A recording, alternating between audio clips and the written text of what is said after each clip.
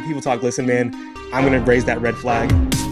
This narrative, especially after 1 year. 1 year. One bad year. It's one big splash move. And because I don't think people understand how much cap space we can create. Alex, I want to ask you, because you're a very humble person. And I'm never going to be right about anything. Yeah. I was right. What's up, y'all? I'm back again. I just had an itch to do this, and I was trying to find... Let's start with this weekend.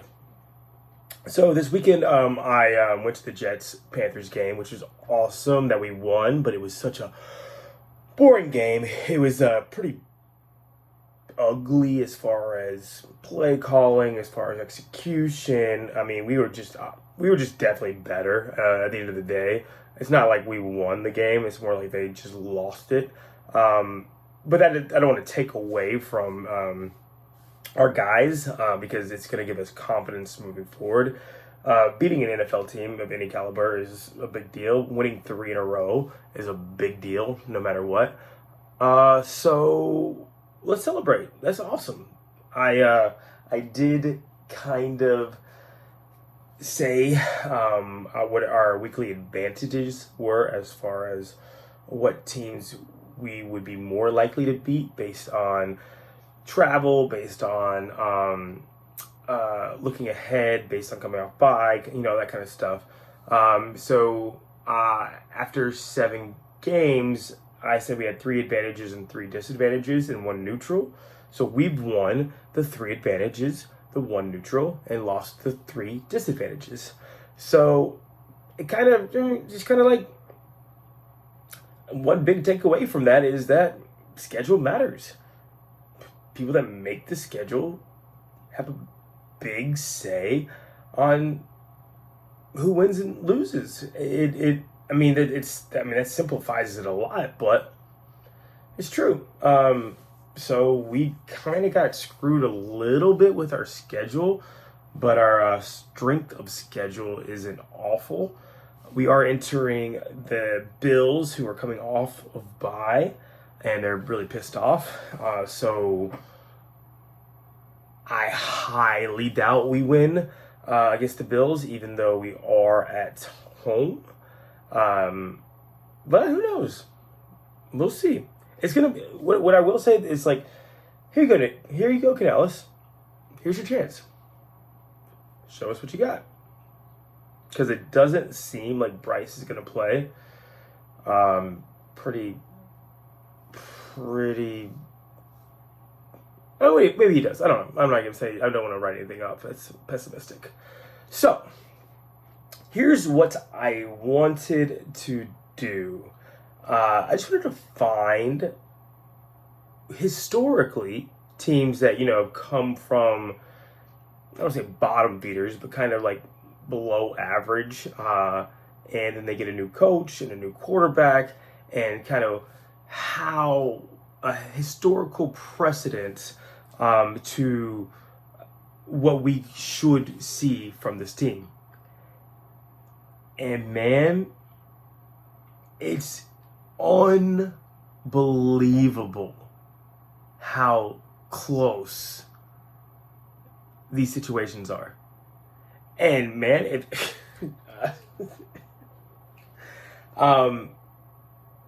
so Dan Morgan was with the Seahawks, and then was with the Bills, and then was with the Panthers. So when he was with the Seahawks, they brought in a new coach in Pete Carroll. They brought in a new quarterback in Russell Wilson. So in 2011, they went 7-9. So the Panthers went 5-12. We were 3 plays away from being 8-9. So I think that little area, I think that's pretty similar, right? I think that anywhere between 5 and 8, because we got the lower end. We got screwed up some calls. We missed some easy kicks. Also, Eddie Pinheiro is suddenly like awesome. Like what? All right, it's a different. Let me stay on message. All right, so they went 7-9, which I think is in the same little area, and then in 2012 they start 4-3. So we went 5-12, and we are starting 4-3. Actually, I'm just gonna run through some names because I kind of want to do it. I want to analyze everything all together. So they have Russell Wilson, they have Marshawn Lynch at running back, Golden Tate, Sidney Rice, Bobby Wagner, James, Legion of Boom, Doug Baldwin, those guys. I mean, everybody listening probably remembers the Legion of Boom. And then that team that year goes, check notes, 11-5 after starting 4-3. So 7-9, starts 4-3, ends up 11-5. Pretty good.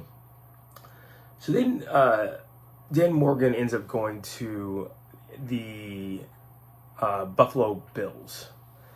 And what do? They get in a new coach in McDermott, and they get a new quarterback in Josh Allen. And in 2018, they go 6-10. So they're still in that same 5-8 range. We went 5-12. They went 6-10.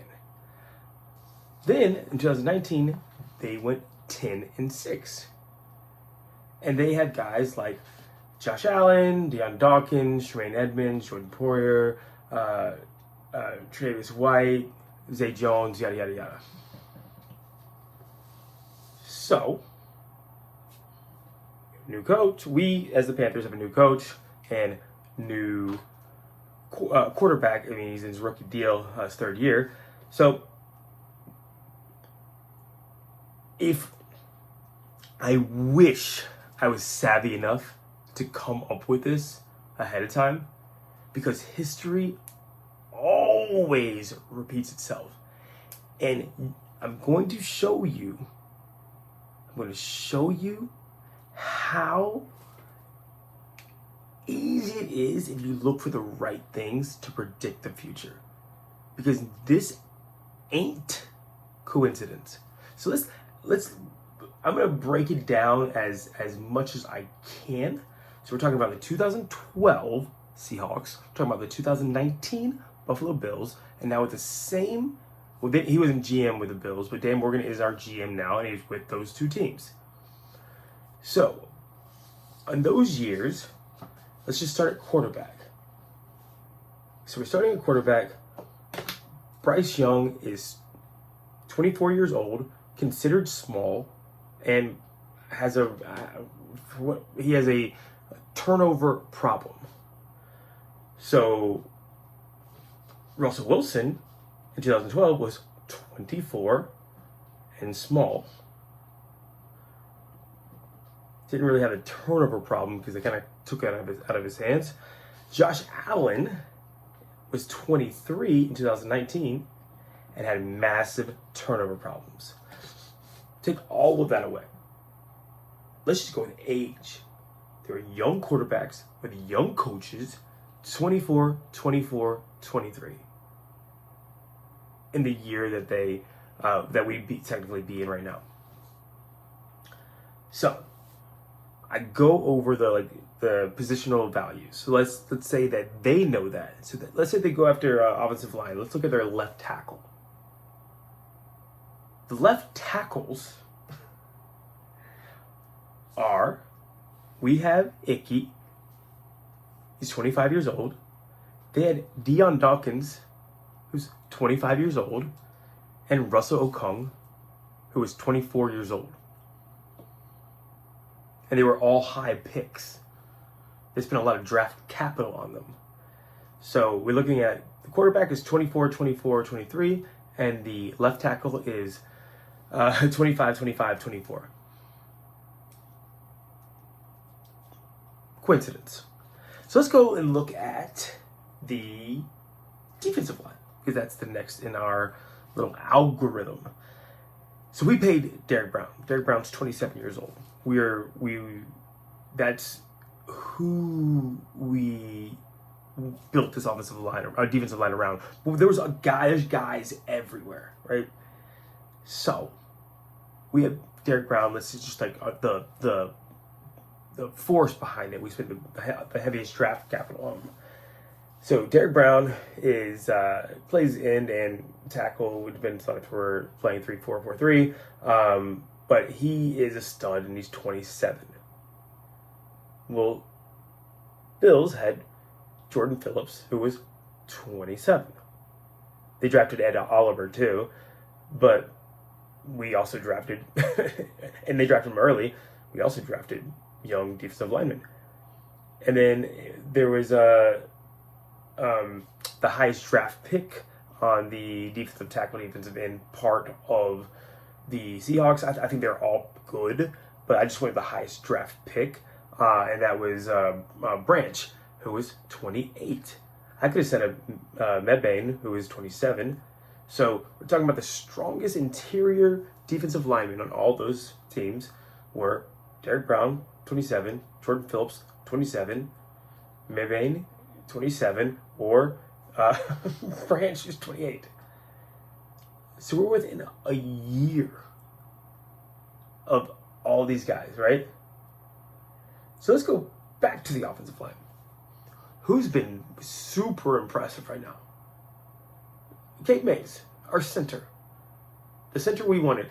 And I think even if Corbett played all year, I think he probably still loses the job to Mays. I just think he's done. Let's just looking at the other centers from those years. We had Unger, who was 26. We had Morse, who was 27. And we had Mays, who's 26.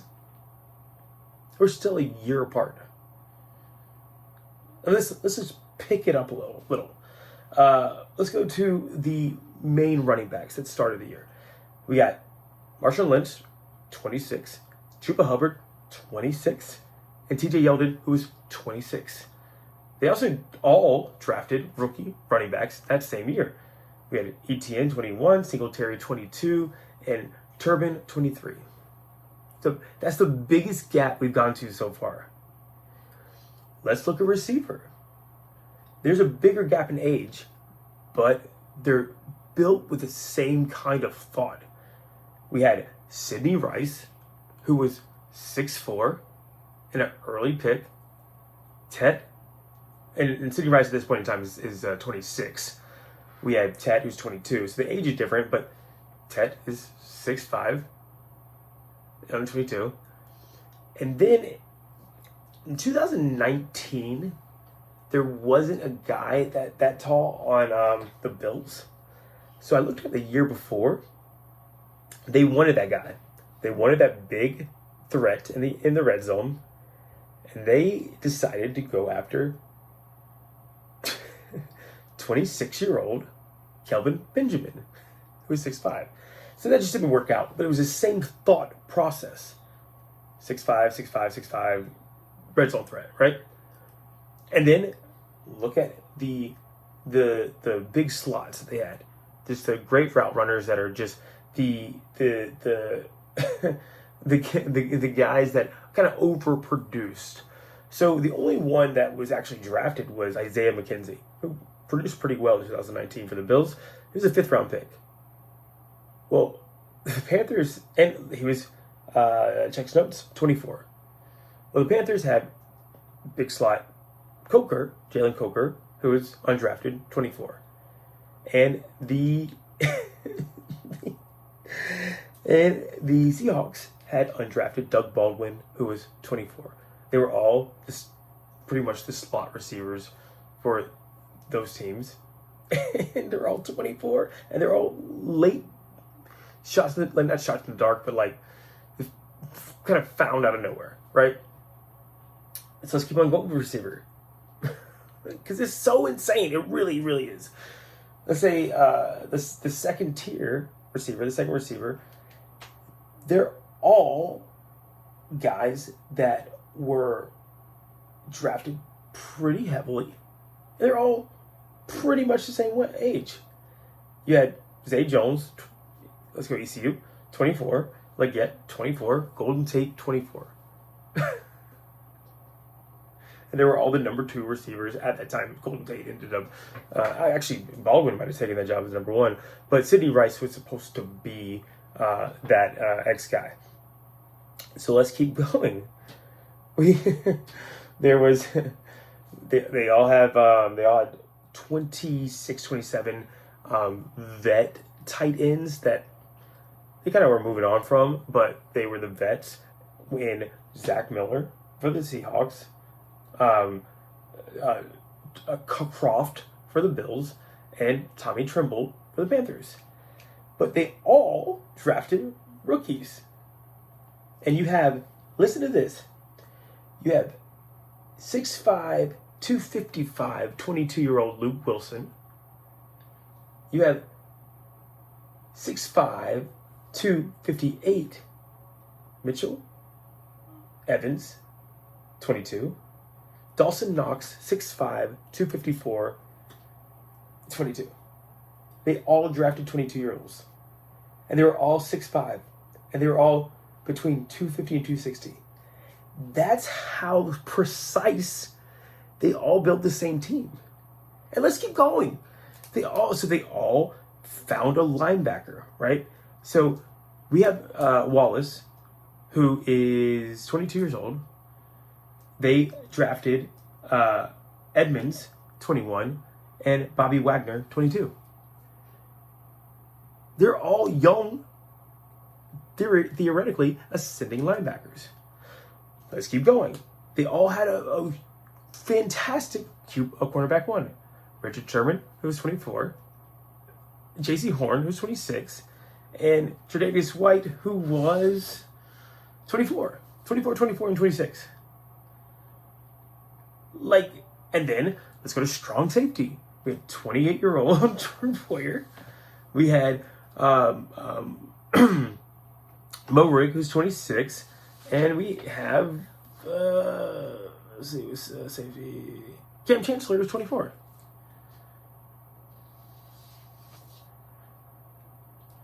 And if we want to keep going, they all have that sure-handed,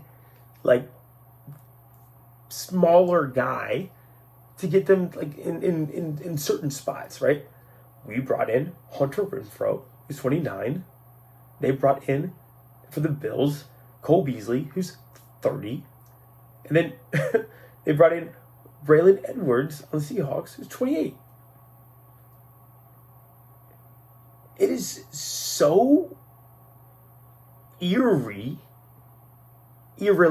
similar that it is no other choice than for it to be on purpose. It's incredible how similar. I mean, you can keep going. You can say Mike Jackson, Brandon Browner, it's unbelievable how insane this is. I was blown away, so I wanted to share it. So, what is our takeaway from this unbelievable consistency with how to build a team? 1, it shows competence and a plan. We were competent and had a plan, and we all saw it. We all saw it in the draft. We're like, wow, they crushed it. They did really, really well. And they found gems in undrafted free agency because they had found gems in undrafted free agency before. And basically, Dan Morgan, it gives me so much respect for him. It might be you might be saying that he's cheating on the test or something like that, but he has a plan. It's not willy-nilly. It's so oddly specific. Oddly specific. Honestly, let me go look at cornerback 2. Oh my God, no way. So, the cornerback 2 on all these names. Seahawks had Brandon Browner, who is 28. Panthers have Mike Jackson, who's 28. And the Bills had Maurice Alexander, who was 28. It is, man, I really, I don't know, man. I don't know. It's so crazy specific that I don't know if it's cheating on a test or if it's just so well thought out, and it's incredible. It's so incredible. Like, think about how, like, I just gave you ages, and then I just wanted to check on like heights and weights on just for the hell of it, and they were within 10 pounds of each other, and they were all the same height. Like, it's just amazing. I just wanted to bring it to people's attention because that's what it takes to win in the NFL. Is that specificity, being intentional. I don't know, but